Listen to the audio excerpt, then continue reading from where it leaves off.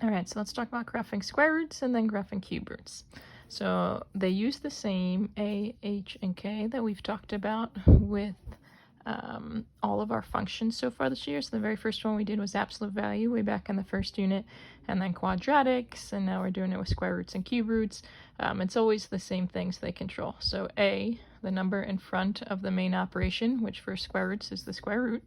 So the number sitting out front, this controls your stretch or compression. So in case of a square root, it's going to pull it closer to the x-axis or further away, depending upon stretch or compression. It also would determine orientation. So if this is a negative, it's going to flip it about the x-axis and it'd come down rather than going up. H is always being subtracted from the x inside the main operation. So for the square root function, it'd be under the square root. So it's always x minus the h value. So if this is suddenly a plus, you know your h value must be negative. So that minus a negative would turn into a plus. But this would tell you the left and right location of the locator point. Locator point is always hk. For the square root function, it's the start of the graph. So this value would tell the x-coordinate or the left or right location for the starting point of our graph. The k value, the number outside of the square root being added or subtracted, tells you your up and down location. So it would tell you the up and down location of the locator point or the y value of that locator point. Because we're taking a square root, the values we want to consider getting underneath the square root would be the perfect squares. 0, 1, 4, 9, 16, 25, 36, 49, 64, 81, 100, because those are the things that I can take a square root of and get a nice whole value. So I found these by just taking the integers 0, 1, 2, 3, and squaring them.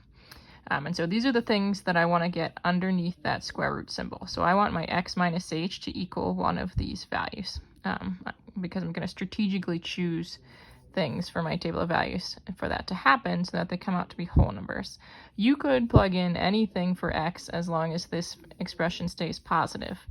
If this expression would go negative and we try and take the square root, we get a non-real answer. We'd get the imaginary value.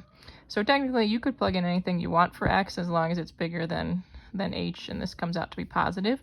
But because we're graphing by hand, we want to use whole value, nice things. So we're going to strategically choose so that we get these under the square root. I just randomly came up with this example, y equals 2 times the square root of x plus 1 minus 3. So the very first thing I need to do is find my locator point, my hk.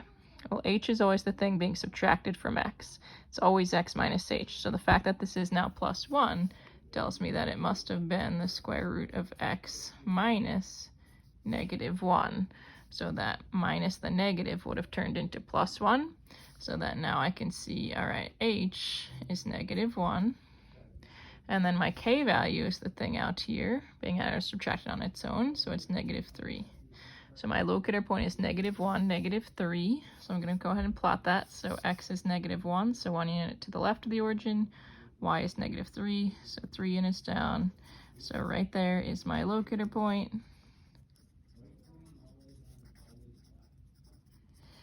For square root functions, that's the start of the graph. It won't exist to the left of this at all. Any smaller number than negative 1, if I plug in for x, it's going to give me a negative under here. And when I try and square root it, I'd get a non-real result. So that's the start of my graph. So that's the first thing I want in my table of values, negative 1, negative 3. Now I'm going to choose my next x value so that I get one of these perfect squares underneath. The negative 1 is what gives me 0 underneath. If I plug in negative 1 plus 1 gives me 0. Square root of 0 is 0, times 2 is 0, minus 3 gives you the negative 3. So the next thing I want underneath here is 1. For x plus 1 to equal 1, well, I can write it out and think about it. So I want the expression under the radical, which in this case is x plus 1, to equal my next perfect square, which is 1. So if I want x plus 1 to equal 1, x would have to equal 0. So I'm going to put 0 in as my next x value in my table, and I plug into my function. So y equals 2 times the square root of 0 plus 1 minus 3. 0 plus 1 is 1. The square root of 1 is 1, because 1 times 1 gives you 1. 2 times 1 is 2, minus 3 gives you negative 1. So 0, -1 is my next point to plot. So it's right here on my grid. Okay, so my next thing that I want underneath my radical would be my next perfect square, which is 4. So now I want x plus 1 to equal 4. So I'm going to solve for x, and I see that x would have to equal 3 in order to get 4 under my radical. So the next x value I put in my table is 3, and then I plug that into my function. So now I'm plugging in 3 for x.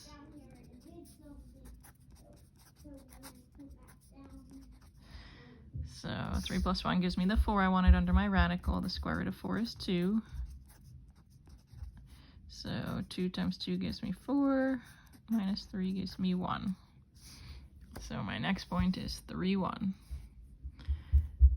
So 1, 2, 3, 1. There it is. Please just ignore this. When I was setting up my axes, I realized I was putting it in the wrong spot. Sorry. So the next thing I would want under my square root would be the next perfect square, which is 9. So now I want the thing under the square root, which is x plus 1, to equal 9. So I solve for x. I see that x would have to equal 8 in order to get 9 under the square root. So my next x value in my table is 8. And I plug 8 into my function. So I've got 2 times the square root of 8 plus 1 minus 3. Well, the square root of 8 plus 1 is 9.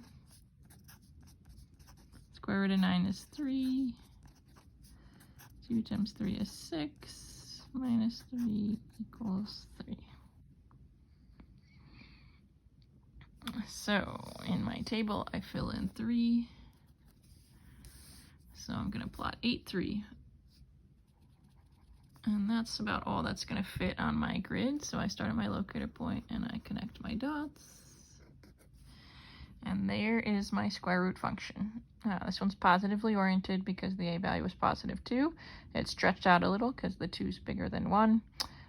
Instead of it starting at 0, 0 like the parent function would, because h was -1 and k was -3, it moved from 0, 0 over 1 and down 3 to start right there. And that's it. So graphing cube roots is similar.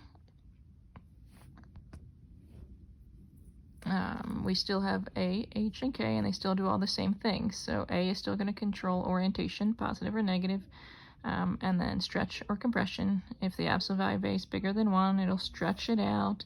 If its absolute value is less than 1, it's going to compress it, make it closer to the axes. H is still going to control left and right location, and K is still going to control up or down. This time, though, we want to use our perfect cubes, because now we are taking a cube root. So if I take all the integers and cube them, so 0 times 0 times 0, 1 times 1 times 1, 2 times 2 times 2, 3 times 3 times 3, 4 times 4 times 4, 5 times 5 times 5, etc. But with a cube root, we can do negative numbers as well. I could have a negative value under here, because if I take a negative and multiply it 3 times, it's going to come out negative. So I also do -1 times -1 times -1, -2 times -2 times -2, -3 times -3 times -3, and so on. So these are the values that I want in my table this time. Here's my example, y equals -2 times the cube root of x minus 1 plus 3. So I just flipped all the signs on my a, h, and k this time to show you the difference. So because a is negative, it's now going to reflect it, so now it's going to be negatively oriented. It's going to go down from left to right. H, this time is +1, because it's always x minus the h value. So h is 1, and k is now +3. So my locator point for this one is +1, +3. And so I need to create a little table of values here for this function. And this time, my locator point is in the start of the function, it's the middle of the function. So I'm going to put it here in the middle of my table. So for the square root function, the locator point is the start of it, so it goes right at the top of your table. But for a cube root function, because you can have positives and negatives, the locator point is the middle. So I'm going to put it here in the middle of my table at 1, 3. And so now I need some things to the left of this and to the right of it, but I can go ahead and plot 1, 3. that point's going to be the middle of my graph. So if I want some negatives, so I'm going to start with -8. I want the thing under my cube root, so the x minus 1, I want it to equal -8. So x minus 1 equals -8. I solve for x. I get x equals -7. So I'm going to put -7 in my table and then plug it into my function. So y equals -2 cube root of -7 minus 1 plus 3. Well, -7 minus 1 is -8. The cube root of -8 is -2. Because -2 times -2 is +4, and +4 times -2 is -8. So now -2 times -2 gives you 4, plus 3 gives you 7. So in my table, I now have -7, 7. So it's going to be a stretch to make this fit. -7, 7 would have been up here, so it'll be all the way up there on my grid. So the next one I want to get under my radical is the -1. So I'm going to say x minus 1 equals -1 and solve for x. And see that x would equal 0. So I'm going to plug in 0 to my table and to my function.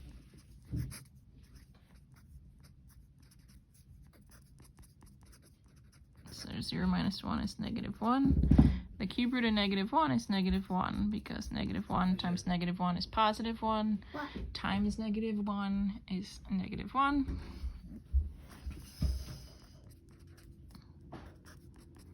So -2 times -1 is +2 plus 3 gives you 5. So 0, 5 is another point on my graph. So I go ahead and plot that. Next thing, so that was my negatives. I didn't go any further because these things would just be too large to fit on my little graph grid. So now I already have 0. 0 is what I get when I plug in 1, because 1 minus 1 gives you 0. So now I'd want +1 under my radical. So I want x minus 1 to equal +1. So I solve, and I see x would have to equal 2. So I plug 2 in. So -2, or sorry, +2 minus 1 plus 3.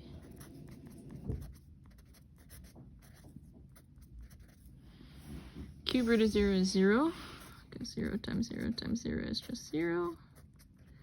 So then -2 times 0 is 0, plus 3 gives you 3. So we're going to put 3 up here, and we're going to plot 2.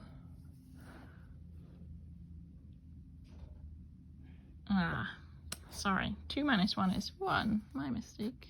Right there. So then the cube root of 1, Oh, yeah. a cube root of 1 would be 1. So we'd have -2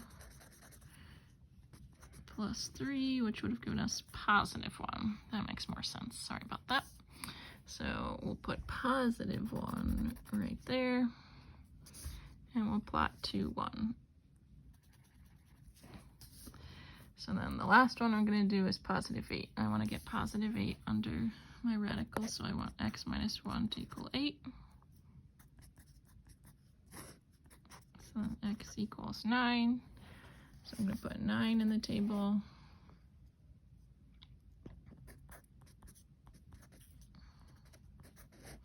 And 9 in my function. So I'll get the cube root of 8. Cube root of 8 is 2, because 2 times 2 is 4, times 2 again is 8. So -2 times 2 would be -4 plus 3 equals -1. So -1 goes in my table, and I plot my last point here at 9, -1, and then I connect. So a square root function looks like half a parabola on its side. A cube root function looks like a stretched out S. And this one, again, is negatively oriented because the a value, the number sitting out front, was negative. So the negative flipped it and made it go this way, down from left to right, instead of positive up from left to right. Normally our locator point is 0, 0 for the parent function, but because h was 1 and k was 3, it took it from 0, 0 over 1 and up 3 to right there. So there's the middle of that stretched out S shape. And then there are the other points we found by strategically choosing our x values based upon the perfect cubes. And I took what was underneath my radical, set it equal to each of the perfect cubes, and solving to figure out what x should be to put in my table. And then I take that x value, plug it into the function, and solve for the corresponding y value so I can plot my points. Hope this helps.